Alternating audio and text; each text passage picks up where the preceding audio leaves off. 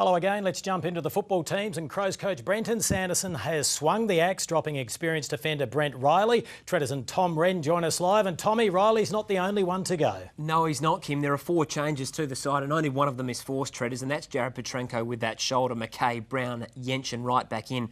But Brent Riley, that's a big out. It is a big out, but it's interesting because Adelaide has given him the weekend off this weekend. Next week he's expected to play in the SANFL with the thought that in round 14, if his form's good enough, he'll return to the team to play in the Gold Coast for Adelaide. So, interesting one. I was really surprised that they dropped the kids, Crouch and Kerridge. I think they're the future. So, surprisingly, they did drop them, and they stick with some senior players who keep underperforming. It's going to be a really big game for them. Richmond are in great form. Just the 2 changes for them and some big inclusions. Ellis and Conker have been in good form.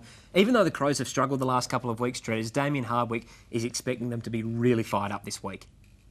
We spoke to our players about Adelaide both Tuesday and today, just about, listen, every side is entitled to have a bad game, and Adelaide are a better side than that, and they'll come out and they'll play a better brand of football and be more physical, as Brenton said this week. So we're certainly under no illusions that we're going to have our hands full come Saturday afternoon.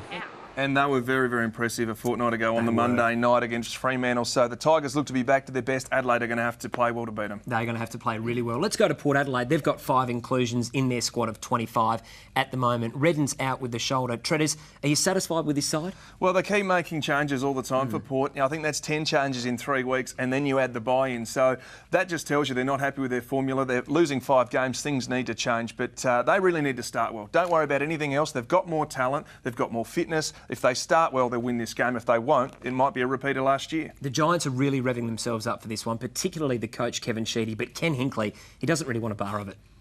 Not really. It's not something I focus on. Obviously, he's very good media performer, Sheeds, and he does his job for the GWS. I've got my job to do here. Hinkley couldn't be happy.